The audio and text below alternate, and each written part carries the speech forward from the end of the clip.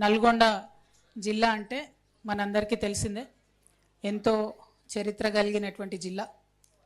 అది కేవలం recent past కాదు, వందల సంవత్సరాలుగా అద్భుతమైనటువంటి రాజ్యాలు, రాజరికాలు, అదేవిధంగా కళలు, అనేకమైనటువంటి ప్రజా ఉద్యమాలు, ఎన్నో విప్లవాత్మకమైనటువంటి ఆలోచనలు. ఒకప్పుడు ఉమ్మడి నల్గొండ జిల్లా అంటే అసలు బౌద్ధానికి, అదేవిధంగా జైనానికి, అదేవిధంగా అద్భుతమైన ఆలోచన సరళికి పేరుగా ఉండేది. ఒకప్పుడు ఉమ్మడి ఆంధ్రప్రదేశ్లో మేము ఇక్కడికి వచ్చి కొట్లాడేది, మా దగ్గర దొరికినాయన్నీ కూడా మీరు గుంటూరు మ్యూజియంకి తరలించకపోయినరు, మా దగ్గర ఉన్నటువంటి చరిత్రనంతా గుంటూరుకి తీసుకుపోయినరు, అవన్నీ వెనక్కి ఇవ్వాలని చెప్పి మేము డిమాండ్ చేసినటువంటి సందర్భాలు అనేకం ఉన్నాయి. ఇప్పుడు ప్రెస్ మిత్రులను చూస్తుంటే జూనియర్స్ కూడా చాలామంది ఉన్నారు, మీకు అవన్నీ తెలిసేలేవో అని మళ్ళీ ఒకసారి చెప్తా ఉన్నా. ఎందుకంటే నాగార్జున కొండ మ్యూజియం అక్కడ ఉన్నటువంటి వాటిని కూడా గుంటూరుకి పోయినప్పుడు అమరావతి అక్కడ మేము ఎస్టాబ్లిష్ చేసుకోవాలి, అక్కడ మ్యూజియంలో పెట్టుకోవాలని చెప్పి, ఇక్కడ మన పాన్గల్లో కూడా ఉన్నటువంటి అనేకమైనటువంటి విషయాల్ని, అనేకమైనటువంటి స్టాచ్యూస్ని కూడా తీసుకెళ్ళిపోయినారు. అప్పుడు అన్ఫార్చునేట్లీ తెలంగాణ వచ్చిన తర్వాత కూడా చాలా మటుకు ఇంకా రిటర్న్ రాలేదు. అవన్నిటిని కూడా మనము మెల్లగా తెచ్చుకోవాల్సినటువంటి అవసరం ఉన్నది.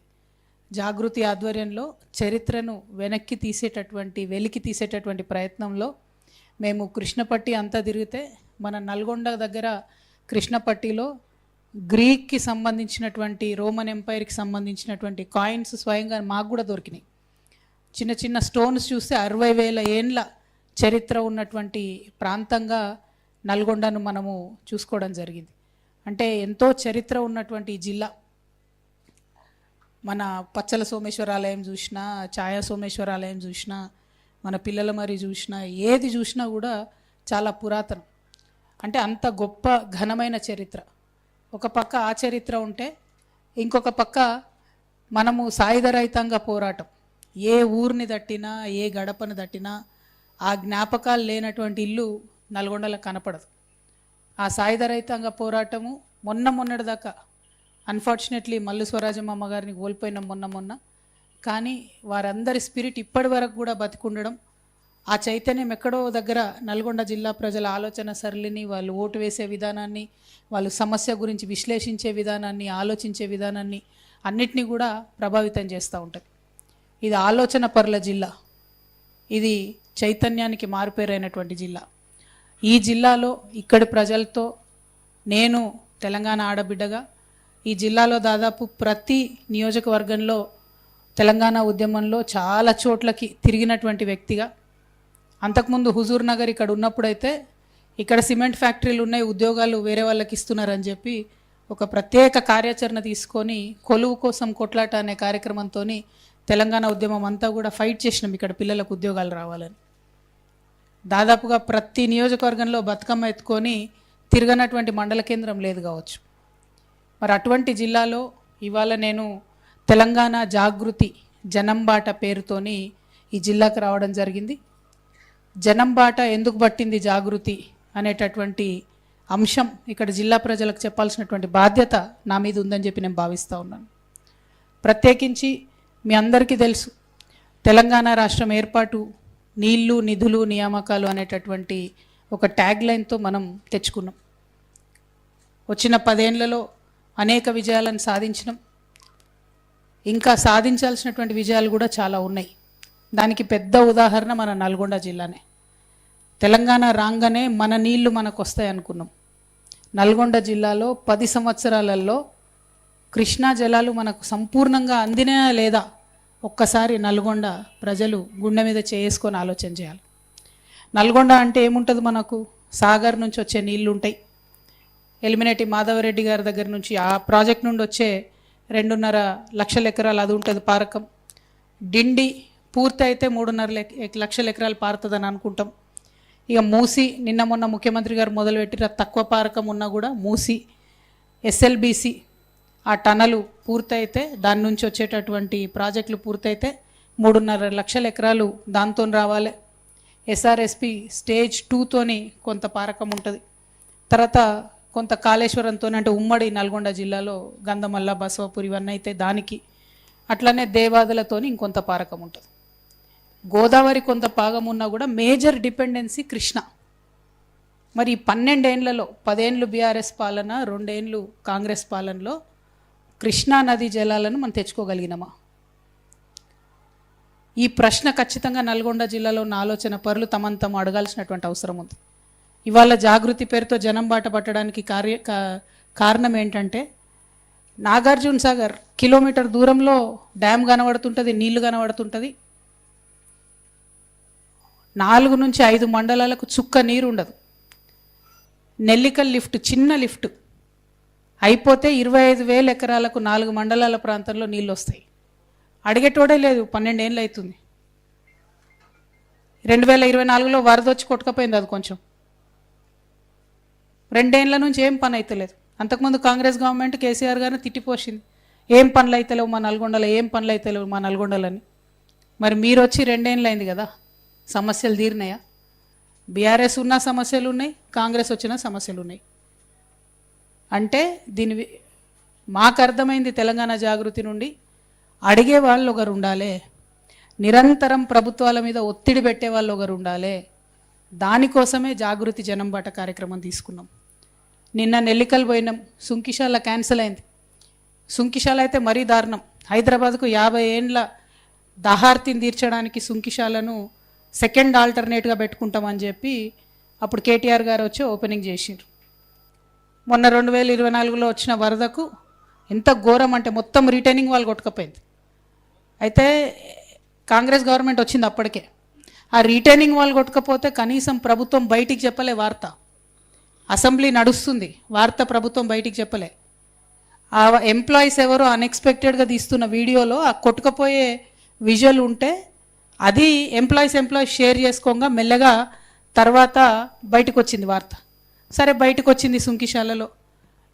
ఆగమేఘాల మీద అధికారులను తీసేసిండ్రు, ఆగమేఘాల మీద ఎంక్వైరీ చేసినామన్నారు. కానీ ఇంతవరకు కనీసం ఆ కాంట్రాక్టర్ని ఒక్క మాట కూడా అనలే. ఉత్తమ్ కుమార్ రెడ్డి గారు, ఇదే జిల్లా ఇరిగేషన్ మంత్రి గారు, ఎక్స్పర్ట్ కమిటీ రిపోర్ట్ ఇచ్చింది ఆ కాంట్రాక్ట్ సంస్థను బ్లాక్ లిస్ట్లో పెట్టాలని. ఉత్తమ్ కుమార్ రెడ్డి గారు, ఇరిగేషన్ మంత్రి గారు, ఒక్క మాట అన్నారు ఆ కాంట్రాక్ట్ సంస్థను. కోమటిరెడ్డి గారు, ఈ జిల్లా మంత్రివర్యులు, సీనియర్ నాయకులు, పవర్ఫుల్ లీడర్ కాంగ్రెస్లో, ఒక్క మాట అన్నారు ఆయన. ఇక ముఖ్యమంత్రి గారి సంగతి సరే, వాళ్ళకుండే మెగా ఫెవికాల్ బంధం మనకు తెలిసిందే కాబట్టి ఆయన ఒక్క మాట అననే అన్నాడు. అంటే మరి చేసిన పనే చేసుడు, అది కొట్టుకపోయినా అదే కాంట్రాక్టర్ చేసుడు, ఎన్నేళ్ళు చేస్తారు పనులు? నిన్న నిజంగా ప్రాజెక్టుల దగ్గరికి పోయి నిర్వాసితులతో మాట్లాడుతుంటే మేము ఎంటర్ అవడమే కిష్టరాంపూర్ దగ్గర నుంచి ఎంటర్ అయినాం, ఆ తర్వాత నక్కలగండికి పోయినాం, ఆ తర్వాత నెల్లికల్ పోయినాం. ఈ అన్ని ప్రాంతాల్లో కూడా రైతులు 17 సంవత్సరాలు, 15 సంవత్సరాలు, 11 సంవత్సరాలు ల్యాండ్ అక్విజిషన్ అవుతుంది. అక్కడ వాళ్ళ ఇంట్లో ఉన్న పిల్లలు 18 సంవత్సరాలు ఏజ్ దాటిపోతుంది, ఉద్యోగం లేదు, ఉన్నటువంటి పొలం సాగు చేసుకోవాలనో లేదో తెలియదు. మరి ఇదే బంగారు తెలంగాణ, ఇదే మనం సాధించిన గొప్ప తెలంగాణ అంటే ఇదైతే కరెక్ట్ కాదు. ఇది మారాల్సిన అవసరం అయితే ఖచ్చితంగా ఉన్నది. దీనికోసం కేసీఆర్ గారిని 1,00,000 తిట్లు తిట్టి అధికారంలోకి వచ్చిన కాంగ్రెస్ పార్టీ ఏం చేస్తుందో చెప్పాల్సినటువంటి అవసరం ఉన్నది. నేను నిన్న చెప్పినట్టుగా ఒకవేళ చెప్పకపోతే కృష్ణా నదీ జలాలను నల్గొండకు తేవడంలో ఈ ప్రభుత్వం కూడా అలసత్వం ప్రదర్శిస్తే తొందరలోనే భూ నిర్వాసితులందరినీ తీసుకుపోయి ముఖ్యమంత్రి గారు ఇంటి ముంగట కూర్చోవడం జరుగుతుంది. ఎందుకంటే 17 ఏళ్ళు, 15 ఏళ్ళు, 16 ఏళ్ళు ఆగి వాళ్ళకి ఏడవడానికి కూడా కన్నీళ్ళు కూడా ఇంకిపోయినటువంటి పరిస్థితి ఉన్నది. ఇంకొక పక్క స్కూల్కి పోయినాం నిన్న దేవరకొండలో. ఆ స్కూలు మీ అందరికి కూడా వార్తలలో తెలిసి ఉంటుంది, కొంపల్లి పాఠశాల. నీళ్ళు వస్తే మునిగిపోతే పిల్లలందరూ తాడు పట్టుకొని ఈదుకుంటూ బయటికి రావాల్సిన పరిస్థితి ఉండే. అది బీఆర్ఎస్ హయాంలోనే అయింది. 5 ఎకరాలు జాగా ఇచ్చారు, ఓన్లీ హాస్టల్ అయింది, స్కూల్ కాలే. సో ఎక్కడైతే పడుకుంటారో అక్కడనే క్లాస్ రూమ్ చదువుకోవాలి. సో పడుకుంటప్పుడు నైట్ డ్రెస్సు, పొద్దున్న లేస్తే స్కూల్ డ్రెస్సు, అంతే తప్పితే అసలు ఇంకో పక్క బిల్డింగ్ లేదు. ఆ పిల్లల పరిస్థితి దారుణంగా ఉంది. 450 మంది పిల్లలు ఉంటే ఓన్లీ 2 వర్కర్స్ ఉన్నారు బాత్రూమ్స్ క్లీన్ చేయడానికి. పిల్లలకు లాండ్రీ చేసేటోళ్ళు ఎవరు లేరు, బట్టలు వాళ్ళది వాళ్ళే ఉతుక్కోవాలి. ఎంత అన్యాయం ఇది. మీరు తిట్టి తిట్టి వచ్చారు కదా బీఆర్ఎస్ గవర్నమెంట్ను, మరి కనీసం స్కూళ్ళను పట్టించుకోవచ్చు కదా. ముఖ్యమంత్రి గారు హైదరాబాద్ నుండి చెప్తారు కలెక్టర్లు అందరూ వారానికి ఒకసారి సోషల్ వెల్ఫేర్ స్కూళ్ళలో పడుకోవాలని. ఇంతమంది పత్రికా మిత్రులు ఉన్నారు, ఎప్పుడన్నా మీ కలెక్టర్ గారు పోయి పడుకున్నారా ఏదైనా సోషల్ వెల్ఫేర్ స్కూల్లో? అంటే ముఖ్యమంత్రి మాట అంటే ఖాతరే లేదు కలెక్టర్లకు. మరి ఇట్లా నడిపితే ఏం ప్రభుత్వం ఇది? దీన్ని ప్రజలు ఎంత ఇబ్బంది పడుతున్నారు గమనించాల్సినటువంటి అవసరం ఉంది దయచేసి. నేను ఇవాళ రాంగారాంగా మెటర్నిటీ హాస్పిటల్కి పోయినా. పాపం డాక్టర్లు నర్సులు వాళ్ళ ఓపికకు మొక్కాలే చెప్తున్నా నేను. ఆ మెటర్నిటీ హాస్పిటల్లో చిన్న చిన్న పిల్లలు ప్రీమీ బేబీస్ పుట్టినోళ్ళు కూడా ఒక్కొక్క ఇన్క్యుబేటర్కి ఇద్దరిద్దరిని పడుకోబెట్టారు. ఐసీయూలో పిల్లల ఐసీయూలో కూడా ఒక్కొక్క బెడ్లో ఇద్దరిద్దరిని పడుకోబెట్టారు. వాళ్ళు సేవ చేస్తున్నారు, డాక్టర్లు చేస్తున్నారు, నర్సులు చేస్తున్నారు. కానీ రాజకీయ నాయకులుగా మనం ఫెయిల్ అవుతున్నాం. ఎక్కువ బెడ్లు ఇవ్వలేకపోతున్నాం, ఎక్కువ ఫెసిలిటీ ఇవ్వలేకపోతున్నాం, ఎక్కువ స్టాఫ్ని పెట్టలేకపోతున్నాం. హాస్పిటల్ డెవలప్మెంట్ సొసైటీ అని ఒకటి ఉంటుంది. ఇది నేను ఎక్కడ పోయినా హాస్పిటల్ ఎందుకు పరిశీలిస్తున్నా అంటే రోజు రోజు ఉండే ఖర్చులు ఉంటాయి హాస్పిటల్లో, హ్యాండ్ క్యాష్ అవసరం అవుతుంది. ఇక్కడ 770 పడకల హాస్పిటల్ నల్గొండలో మేనేజ్ చేయాలంటే 1,25,000 రూపాయలు అవుతుంది నెలకు. డాక్టర్ రోజుకు అసలు కనీసం సూపరింటెండెంట్ గారి చేతిలో పెట్టి క్యాష్ లేకపోతే ప్రతిదానికి ఈయన పైకి రాయాలి, పైకి వెళ్ళి జవాబు రావాలి, వచ్చిన తర్వాత అడ్జస్ట్ చేసుకోవాలంటే ఇంత లోపల జరగాల్సిన డ్యామేజ్ జరిగిపోతుంది. ఇవాళ మేము పీడియాట్రిక్ వార్డుకి పోయినాం. పాప ఒక ఆమె కంప్లీట్గా అచేతన స్థితిలో పడిపోయి ఉంది.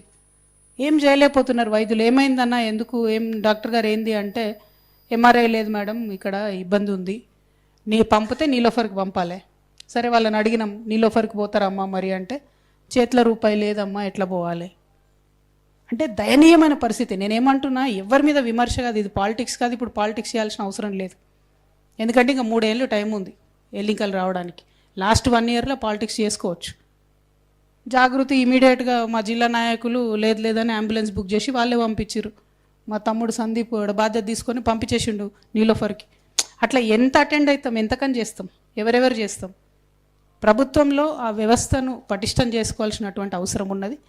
At the same time gynaecology వార్డులో చాలామంది చదువుకున్న అమ్మాయిలు చూస్తున్నటువంటి డాక్టర్సు, హెల్త్ మినిస్టర్ గారికి నేను రిక్వెస్ట్ చేస్తున్నా, డెలివరీ అయ్యే టైంలో కొంత మంచి ప్రైవేట్ హాస్పిటల్కి పోతే ఎపిడ్యూరల్ అని ఒక మందు ఇస్తారు. ఆ మందు ఇస్తే నొప్పి లేకుండా డెలివరీ అవుతుంది. ఇప్పుడు గవర్నమెంట్ హాస్పిటల్లో 500 డెలివరీలు అవుతున్నాయి నెలకు. ఒక 250 అందులో సిజేరియన్సే అవుతున్నాయి, ఏదో ఒక కాంప్లికేషన్ ఏదో ఒకటి. ఇంకొక 250 మంది మాత్రం ఇంకా ఆటవిక కాలంలో, మందులు లేని కాలంలో ఏదైతే ప్రసవ వేదన ఆడబిడ్డలు పడ్డారో అదే వేదన బిడ్డలు కానేటప్పుడు ఇక్కడ పడే పరిస్థితి ఉన్నది. దయచేసి మనం ఒక పాలసీ చేంజ్ చేసుకుందాం. I'm requesting the government. Damodar Raj Narasimha గారు చాలా జెంటిల్మెన్, ఆయన నేను రిక్వెస్ట్ చేస్తున్నా through media, kindly let us introduce epidural. నేను నిజంగా క్షమాపణ కోరుతున్నా మా ఆడబిడ్డల్ని, మహిళల్ని. నేను బీఆర్ఎస్ గవర్నమెంట్లో ఉన్న 10 ఏళ్లలో గవర్నమెంట్ హాస్పిటల్లో ఎపిడ్యూరల్ పెట్టాలన్న ఆలోచన నాకు రాకపోవడం నిజంగా 100% నా రాంగే. నేను నిజామాబాద్ హాస్పిటల్లో అటెండెంట్స్కి ఫుడ్ పెట్టించే వాళ్ళం రోజు. ఖచ్చితంగా ప్రతి పర్యటనలో హాస్పిటల్కి వెళ్ళి చూసేదాన్ని. కానీ ఈ విషయం నేను స్కిప్ అయినా. ఖచ్చితంగా దయచేసి ఇది పెట్టుకోవాలి. ఆ ప్రసవ వేదన అది భరించలేని వేదన పునర్జన్మలాగా ఉంటుంది, మరొక మరణంలాగా ఉంటుంది. కాబట్టి ఎట్ ఎనీ కాస్ట్ దయచేసి ఎపిడ్యూరల్ ఇంట్రడ్యూస్ చేసుకుందామని చెప్పి నేను దామోదర్ రాజ్ నరసింహ గారిని రిక్వెస్ట్ చేస్తూ ఉన్న పత్రికా ముఖంగా. నేను వారికి పర్సనల్గా కూడా లెటర్ రాసి కూడా రిక్వెస్ట్ చేస్తా. ఇది ఒక మంచి రెవల్యూషనరీ చేంజ్ అవుతుంది. చాలా మంది ఆడబిడ్డలకు ఆ నొప్పి అనేది లేకుండా పోతుంది. గమ్మత్ ఏంటంటే, మేము హాస్పిటల్కి పోతామని నిన్న ప్రకటిస్తే జిల్లా మంత్రి గారు ఇవాళ జిల్లాలోనే ఉన్నారట. ఆయన ఆగమేఘాల మీద నేను కూడా మధ్యాహ్నం హాస్పిటల్కి పోతా అన్నారట. అరే, జాగృతోళ్ళు వచ్చి జనం బాట బట్టి మేము హాస్పిటల్ పోయే వరకు జిల్లా మంత్రి గారికి హాస్పిటల్ పోవాలనిపించకపోవడం అనేది విచిత్రం. మరి పోన్లే, నేను ఇలా పొద్దున పూట అందుకే పోయొచ్చిన. మరి అన్న మధ్యాహ్నం పోతాడో లేదో గ్యారంటీ చూసుకుందాం. మనం పోతే ఏం చేంజెస్ చేస్తారో కూడా బరాబర్ చూద్దాం.